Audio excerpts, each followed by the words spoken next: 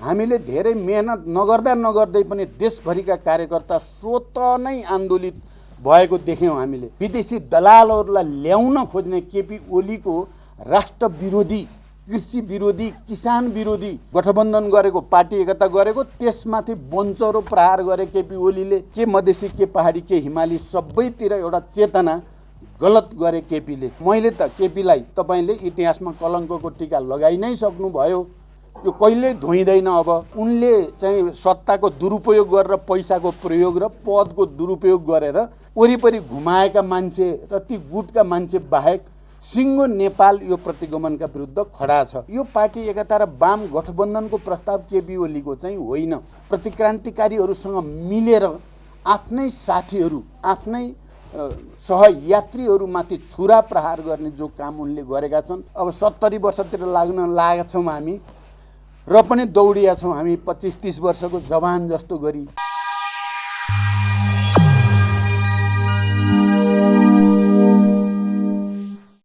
जति बेला हामीले नेपालमा सङ्घीय लोकतान्त्रिक गणतन्त्रको घोषणा गर्ने वातावरण बनायौँ, 12 बुँदे समझदारी, जनयुद्ध, जनआन्दोलन हुँदै संविधान सभाबाट संविधान बन्यो, निर्वाचन भयो। त्यो निर्वाचनबाट एउटा थाई सरकार बनोस् कम्युनिस्टहरूकै नेतृत्वमा भनेर वाम गठबन्धन भनियो, पार्टी एकताको सङ्कल्प गरियो, पार्टी एकता गरियो। अब त नेपालमा साँच्चै नै राजनीतिक स्थायित्वको नयाँ युग सुरु हुन्छ, विकास र समृद्धिको नयाँ युग सुरु हुन्छ। नेपालमा विकासको मोडेल भनेको वास्तवमा कृषिको आधुनिकीकरण, व्यवसायीकरण, उत्पादन वृद्धि गर्ने कुरा नै आधारभूत कुरा हो। यहाँको उद्योग व्यवसायको विकास गर्ने भनेको पनि कृषिमा आधारित उद्योग व्यवसायीहरूको निम्ति मात्रै सबभन्दा चाहिँ मलिलो जमिन हो नेपाल। त्यसकारण हामीले घोषणापत्रमा धेरै कुरा भन्यौँ। हामी किसानहरूको निम्ति, उत्पादन वृद्धिको निम्ति, अनि कृषिको आधुनिकीकरण, औद्योगिकरण, व्यवसायीकरण गर्नको निम्ति सहकारीकरण गरेर किसानहरूको जीवनमा एउटा समाजवाद उन्मुख सामाजिक न्याय सहितको समृद्धि ल्याउनको निम्ति काम गर्नेछौँ भन्यौँ। हामीले गरेको गठबन्धन र हामीले गरेको सार्वजनिक गरेको घोषणापत्र किसानहरू र सबै उत्पीडित वर्ग, जाति, क्षेत्र, लिङ्ग, समुदाय सबैका हक अधिकारहरू समावेशी र समानुपातिकताको मान्यता अनुसार चाहिँ अधिकारहरू स्थापित गरिनेछन्। विकासको नयाँ मोडेल ल्याइनेछ। निजी, सार्वजनिक र सहकारी क्षेत्रको संयोजनबाट समाजवादको 21औं शताब्दीबाट नयाँ मोडेल नेपालबाट दिन सकिनेछ भन्ने सपना देख्दै हामीले गठबन्धन र एकता गर्यौँ, नेपाल कम्युनिस्ट पार्टी नेकपा बनायौँ। हामी सबैको सपना त्यो थियो।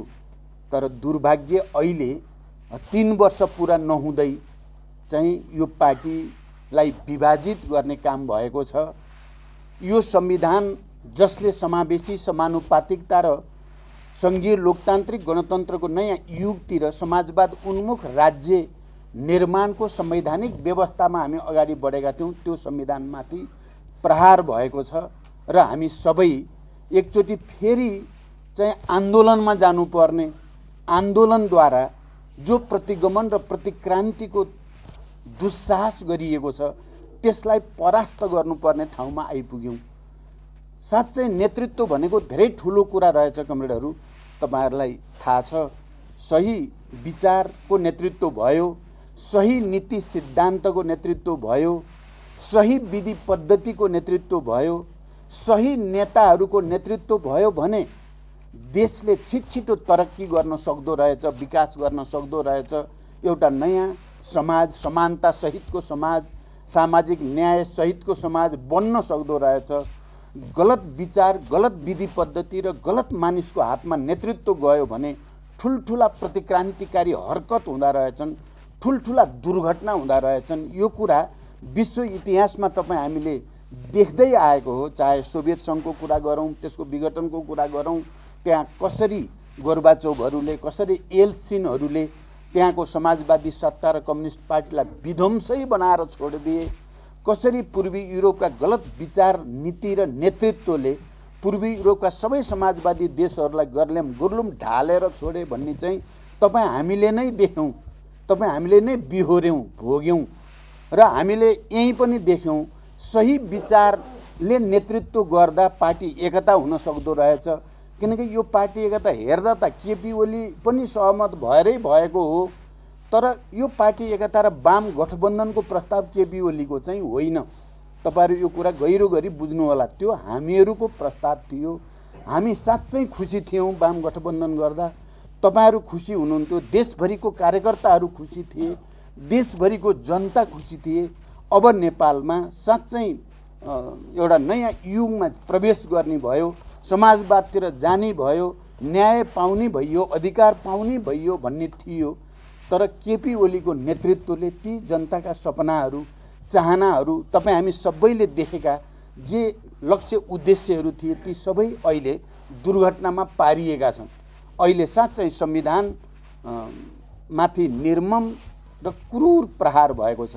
बडो निरङ्कुश तरिकाले, स्वेच्छाचारी तरिकाले प्रहार भएको छ र हामीले 70 वर्ष लामो लडाईँ लडेर शान्तिपूर्ण र सशस्त्र आन्दोलनका बीचबाट, जनयुद्ध र जनआन्दोलनका बीचबाट नेपाली जनताले हासिल गरेका उपलब्धिहरू नै धरापमा पार्ने, त्यसलाई धराशायी गर्ने, त्यो पनि देशभित्रका पनि ती सबै हिजोका राजा रजौटाहरू, सामन्ती र निरङ्कुशतावादी तत्त्वहरूसँग साँठगाँठ गरेर र देश बाहिर पनि दक्षिणपन्थी प्रतिक्रियावादीहरूको इसारामा एउटा ठुलो डिजाइन अन्तर्गत नेपाली जनतालाई अपमानित गर्ने रणनीतिका साथ सार्वभौम अधिकार प्राप्त भएका नेपाली जनता, किनकि यो संविधान मात्रै त्यस्तो पहिलो संविधान हो नेपालको इतिहासमा जुन संविधानमा राजा महाराजाले भने जस्तो हामीले आफूमा अन्तर्निहित सार्वभौम र राजकीय अधिकार प्रयोग गरी यसो गरेका छौँ भन्ने भाषा छैन।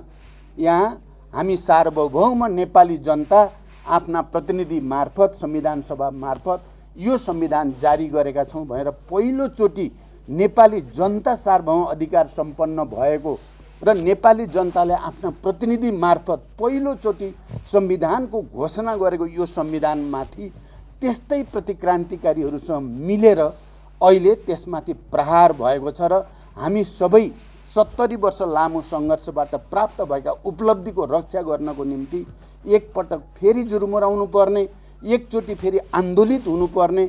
जसरी हामीले हिजो निरङ्कुशतावादीहरू, तानाशाही, पहिले पञ्चायती तानाशाहीका विरुद्ध, राजावादीहरूको तानाशाहीका विरुद्ध हामीले लड्यौँ र त्यसलाई परास्त गऱ्यौँ। अहिले केपी ओलीको निरङ्कुशताका विरुद्ध, उनको स्वेच्छाचारिता र अराजकताका विरुद्ध, उनको कम्युनिस्ट आन्दोलनलाई नै धाराशायी पार्ने प्रतिक्रान्तिकारीहरूसँग मिलेर आफ्नै साथीहरू, आफ्नै सहयात्रीहरूमाथि छुरा प्रहार गर्ने जो काम उनले गरेका छन्, तपाईँ हाम्रो सबैको मुटुमा छुरा प्रहार गरे जस्तो हो। अहिले पार्टी विभाजन गर्नु, अहिले संविधानमाथि प्रहार गर्नु, जनप्रतिनिधि संस्था सार्वभौम अधिकारको उपयोग गर्ने नेपाली जनताले त्यो प्रतिनिधि सभा भङ्ग गर्नु, यो सबै नेपाली जनताको मुटुमा छुरा हाने जस्तै हो। कम्युनिस्ट आन्दोलनका ती लाखौँ करोडौँ समर्थक, शुभचिन्तकहरूमाथि प्रहार गरिएको स्थिति छ र त्यसलाई परास्त गर्नको लागि हामी फेरि सच्चा विचार, सही विचारका पक्षपाती, सही विधि पद्धतिमा जानुपर्छ, सामूहिक निर्णय र व्यक्तिगत जिम्मेवारीमा जानुपर्दछ र व्यक्ति होइन समूह प्रधान हुन्छ भन्ने मान्ने, सङ्गठन प्रमुख हुन्छ भनेर मान्ने र अनि हामी जनवादी केन्द्रीयतालाई मान्ने, त्यस्तो सङ्गठनात्मक सिद्धान्त विधि पद्धतिलाई मान्नेहरू एक भएर त्यसलाई परास्त गर्नुपर्ने ठाउँमा हामी आज छौँ। तपाईँहरूको यो केन्द्रीय कार्य समितिको बैठक पनि सामान्य अवस्थामा औपचारिकता पुरा गर्न राखिएको बैठक जस्तो मलाई लाग्दैन। यो विशिष्ट परिस्थिति, देशको निकै जटिल र चुनौतीपूर्ण परिस्थितिमा त्यो आन्दोलनमा एकबद्ध किसानहरूको तर्फबाट पनि जनाउनको निम्ति र आन्दोलन समितिहरू बनाउँदै आन्दोलनको मैदानमा उत्रिनको निम्ति नै विशिष्ट रूपले तपाईँहरूको यो समितिको बैठक बस्दैछ भनेर मैले बुझेको छु र म तपाईँहरूलाई आफ्नो किसान मोर्चाको तर्फबाट आन्दोलनमा आफ्नो पहिचान पनि स्थापित गर्ने, किसानहरूको सहभागिता सुनिश्चित गर्ने र भोलि फेरि कृषि क्षेत्रमा एउटा क्रान्तिकारी परिवर्तन ल्याउने, अहिले जसरी राजनीतिक रूपमा संविधानमाथि लोकतन्त्रमाथि प्रहार भएको छ, तपाईँ एकदम जनताको तहमा गएर हेर्नुभयो भने केपी ओलीको नेतृत्वको सरकारले सबभन्दा बढी किसानहरूमाथि, कृषि क्षेत्रमाथि नै प्रहार गरेको छ। अहिले भर्खरै यो प्रतिगमनकारी कदम चालिसकेपछि कृषि क्षेत्रमा विदेशी कम्पनीहरूलाई लगानी गर्न दिने भनेर जे चाहिँ विदेशीहरूलाई राई दाई गर्न दिने र नेपाली किसानहरूलाई अझ बढी गरिब, अझ बढी चाहिँ तपाईँको चाहिँ असहाय बनाउने र विदेशतिर लखेट्ने जो खेल सुरु भएको छ, सबभन्दा बढी किसानहरूलाई नै हामीले यो कुरा बुझाउन जरुरी छ र किसानहरूलाई नै बढी आन्दोलित गर्न जरुरी छ। सबै उत्पीडित वर्ग जातिलाई आन्दोलित गर्न जरुरी छ। कृषि क्षेत्रमाथि नै वैदेशिक एकाधिकार पुँजीवादलाई ल्याउन खोज्ने, विदेशी दलालहरूलाई ल्याउन खोज्ने केपी ओलीको राष्ट्र विरोधी, कृषि विरोधी, किसान विरोधी जो नीति अगाडि आएको छ, त्यसलाई परास्त गर्नको लागि तपाईँ अखिल नेपाल किसान महासङ्घका नेताहरू, केन्द्रीय समितिको काँधमा निकै ठुलो जिम्मेवारी छ भन्ने म ठान्छु।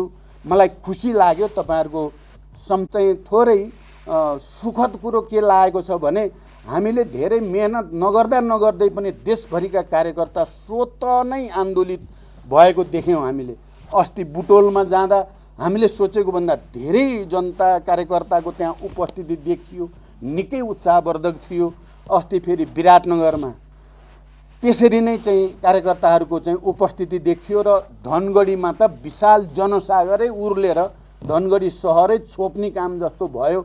यो सबैबाट चाहिँ हामी खुसी छौँ कि कार्यकर्ता र जनतामा यो प्रतिक्रान्तिका विरुद्ध, यो प्रतिगमनका विरुद्ध आन्दोलनको एउटा लहर सुरु भइसकेको छ र फेरि हाम्रो मुद्दामा यो प्रतिगमन प्रतिक्रान्तिका विरुद्ध र समाजवाद निर्माण गर्ने, सामाजिक न्याय, विकास, समृद्धि भनेर गठबन्धन गरेको, पार्टी एकता गरेको, त्यसमाथि बन्चरो प्रहार गरे केपी ओलीले भन्ने चेतना कार्यकर्ता र जनतामा आफै आएको देखियो। मलाई खुसी छ जनताको यो चेतना, यो जागरण अहिले सुरुकै चरणमा यो देखियो। देशका सबै राजनीतिक दलहरू पनि यो अलोकतान्त्रिक हो, यो चाहिँ असंवैधानिक हो भन्ने सबै छन्। देशका सबै बुद्धिजीवीहरू छन्, संविधानविदहरू छन्, कानुनविदहरू छन्, वकिलहरू छन्, पत्रकारहरू छन्, नागरिक आन्दोलन छ, सबै तह तबका छन्। के मधेसी, के पहाडी, के हिमाली, सबैतिर एउटा चेतना गलत गरे केपीले भन्ने भएको छ। त्यसो भएर मैले त केपीलाई तपाईँले इतिहासमा कलङ्कको टीका लगाइ नै सक्नुभयो, यो कहिल्यै धोइँदैन। अब तपाईँले लडाइँ हारि नै सक्नुभयो, अब तपाईँको जित्ने सम्भावना कहीँ पनि छैन। मैले पहिल्यै चाहिँ चोटि घोषणा गरेको थिएँ। अहिले हेर्दै जाँदा, दिन बित्दै जाँदा समग्र रूपमा उनी एक्लिएका छन्। उनको एउटा गुट र उनले चाहिँ सत्ताको दुरुपयोग गरेर, पैसाको प्रयोग र पदको दुरुपयोग गरेर वरिपरि घुमाएका मान्छे र ती गुटका मान्छे बाहेक सिङ्गो नेपाल यो प्रतिगमनका विरुद्ध खडा छ।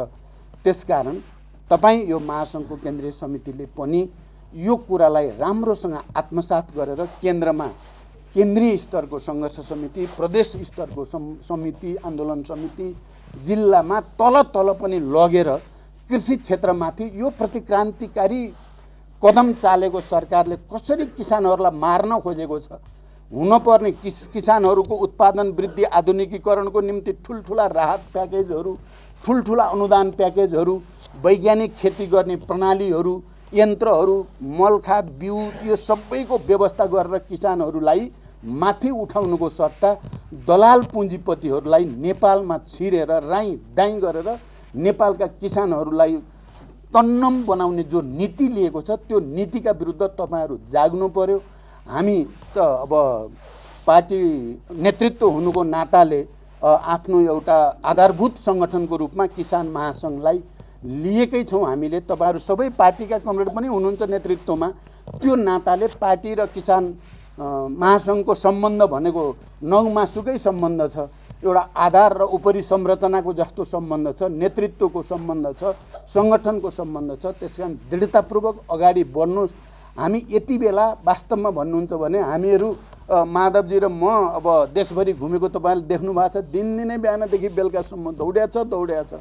अब 70 वर्षतिर लाग्न लागेका छौँ हामी। र पनि दौडिया छौँ हामी 25-30 वर्षको जवान जस्तो गरी भने तपाईँहरू पनि करिब करिब हुन् त तपाईँहरूमध्ये धेरै जसो हाम्रै उमेरको हुनुहुन्छ हुन त हुनुहुन्न धेरै जसो त कमै उमेरको हुनुहुन्छ त्यही कारण रात दिन भनेर यो 2-4 महिना हामीले यो आन्दोलनबाट निर्णायक रूपले प्रतिक्रान्तिलाई परास्त गर्नको लागि अपिल गर्दै र तपाईँहरूलाई पुरै सहयोग गर्ने विश्वास दिलाउँदै बिदा हुन्छु।